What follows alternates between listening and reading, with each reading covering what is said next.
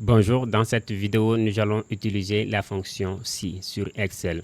Nous allons essayer d'automatiser notre tableau de calcul de remise. Donc, il est très important de faire ces calculs, de faire des conditions. Si la condition, telle condition est vérifiée, il faut faire telle chose. Donc, c'est ça, c'est pourquoi Excel est très fort.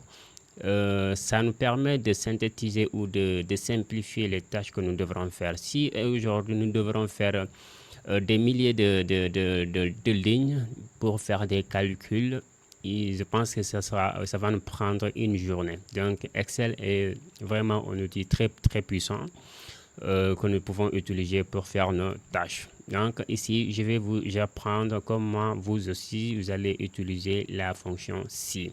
Donc nous sommes dans notre feuille Excel, notre classeur Excel. Nous avons juste là notre feuille de formule, notre barre de formule. Nos formules vont s'afficher juste ici. D'abord, il est aussi très important que vous sachiez que l'Excel, comme je l'ai dit tantôt, Excel, c'est un outil très important que tout étudiant doit essayer de maîtriser d'abord avant qu'il lui-même pense à insérer, avant que lui-même pense à l'insertion ou à être présent dans le marché du travail. Parce qu'aujourd'hui, nous ne pouvons pas travailler dans plusieurs entreprises aujourd'hui. Nous ne pouvons pas travailler sans que nous maîtrisions l'outil, surtout Excel. Donc ici, nous sommes dans la case remise. Donc nous allons calculer la remise ici. Maintenant, nous n'allons pas calculer le montant de la remise, mais nous allons déterminer le montant le pourcentage de remise. Donc, selon les politiques commerciales de l'entreprise. L'entreprise, supposons que l'entreprise accorde une réduction ou une remise aux clients qui dépassent en telle vente, en tel niveau de chiffre d'affaires. On suppose 100 000. Supposons pour chaque client ou chaque client qui achète plus de 100 000 francs, on accorde une réduction de 10% ou voire 5%. Tout dépend du politique commerciale de l'entreprise. Et là, le montant net à payer, si le client n'a pas atteint le chiffre d'affaires exigé par l'entreprise pour accorder des remises, donc le client va se retrouver avec zéro réduction. Donc, il va acheter le montant brut. Ici, dans la case, nous allons insérer notre formule, la condition si. Donc, vous allez, après cette vidéo, vous allez comprendre comment on utilise la fonction si. Pour tout classer Excel, avant de commencer un calcul, vous mettez votre curseur dans le classeur concerné où vous allez voir le résultat. Vous mettez là d'abord égal pour dire à Excel que nous voulons faire des calculs et ces calculs, le résultat doit s'afficher dans cette cellule de Excel. Donc, je vais mettre égal si. Donc, la fonction si. Quand je tape si, vous allez voir cette petite fenêtre qui est là. Je vais prendre directement le premier résultat, la fonction si f de x si. Donc, je fais double-clic et ça va ouvrir les parenthèses. Maintenant, quand ça ouvre parenthèse, Excel vous donne ce qu'on appelle une vision, c'est-à-dire vous permet de vous dire que quel genre de formule il faut insérer. On a dit test logique, si vrai, si fausse. Donc, c'est ça que nous, on va faire. On va dire ici, si vrai, on va dire si le montant brut acheté par le client est supérieur, on va mettre la fonction supérieure, le signe supérieur à 100 000. Donc, on va mettre 100 000. OK. Donc, si c'est supérieur à 100 000, c'est notre test. Si la valeur est supérieure à 100 000, c'est ça qu'il veut dire. Je dis point virgule pour dire à Excel qu'est-ce qu'il faut prendre en compte. Donc, ici, je fais point virgule, ça veut dire ça.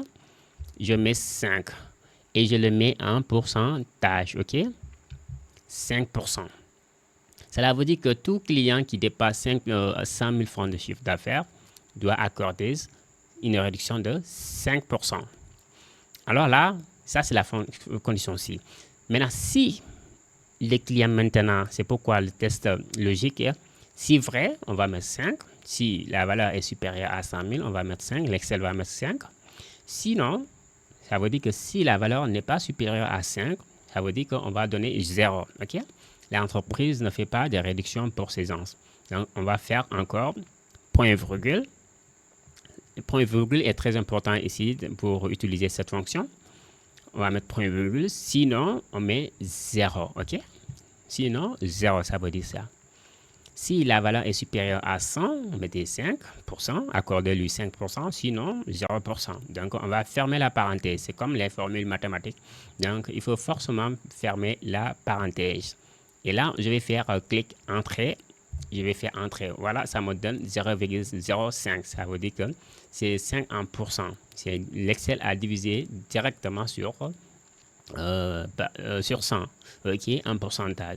Donc, nous, ce qu'on va faire, on va faire copie intelligence. On ne va pas faire la même formule pour tous ces choses, pour tous ces cases. Si on a des centaines de cases, vous voyez que nous n'aurons pas le temps de faire pour tout ça. Donc, ce qu'on va faire, Excel est un outil très, très puissant. Donc, on va faire copie intelligence ou incrémenter, d'autres l'appellent. Donc, pour ça, on va insérer, on va mettre notre curseur dans la cellule concernée et nous allons venir juste en bas et ça va prendre ce signe plus, ce petit signe de plus. Et quand ça le prend, on va appuyer, double-clic, on va descendre jusqu'à là où nous voudrons. Et là, Excel nous fait les calculs de façon automatique pour toutes ces cases. Maintenant, nous allons voir qu'il y a des cases qui sont à 0, que je vais les signaler juste là. Donc, ces cases sont à 0. Ça veut dire tout simplement que ces cases ne remplissent pas les critères de la condition. Alors, parce qu'on a dit que si le chiffre d'affaires, le montant brut n'est pas supérieur à 100, il faut lui attribuer 0% de réduction. Et là aussi, il faut faire 0% de réduction. Maintenant, ça, c'était la fonction si que vous avez vraiment comprendre ici. Mais je vais insérer pour faire les calculs du montant net qui doit être payé par le client. OK? Là, c'est très important. Si le client a une réduction, il faut que le montant soit calculé de façon automatique et que le gestionnaire puisse voir combien le client doit payer à l'entreprise. Donc, pour cela, on va mettre égal le montant. On va prendre le montant brut.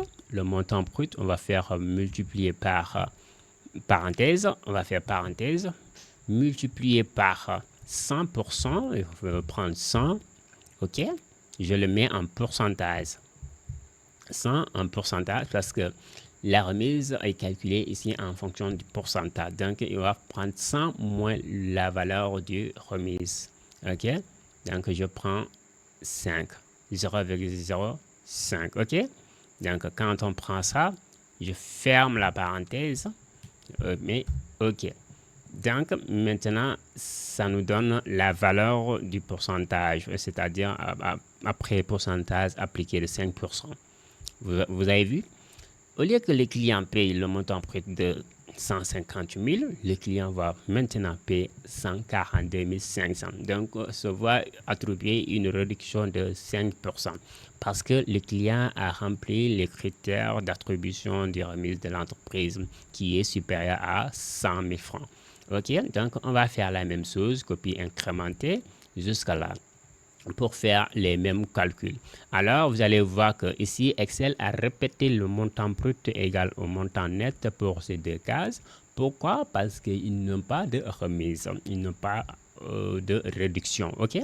Ils n'ont pas obtenu de réduction. Donc, c'est évident. Mais toutes ces autres valeurs ont également changé, se voit faire une réduction de 5%. Et là, je vais calculer le total pour utiliser un bonus, pour utiliser la fonction somme. OK, la fonction somme, on va faire la somme automatique. Quand je clique sur égal sur ma cellule où je veux voir le résultat, je viens juste là, au niveau de la case là, nous avons la fonction somme. Soit je clique deux fois ici, soit je clique ici et je sélectionne les cases que je voudrais. Maintenant, je vais prendre le symbole pour que Excel me fait automatiquement la case que je voulais faire. Donc, Excel m'a souligné à encadrer les éléments que je voulais prendre. Et si je ne voulais pas prendre tout, il suffit, c'est très simple, il suffit de venir prendre juste là. Vous avez vu, ce signe-là, et je peux descendre pour ne pas prendre en compte Jerry. Mais je veux prendre le total de tout, je prends tout et je mets Entrée. Excel me donne le total du chiffre d'affaires réalisé par l'entreprise. Voilà, c'est tout pour cette vidéo et je pense que vous allez aimer et on se dit à la prochaine. Merci beaucoup.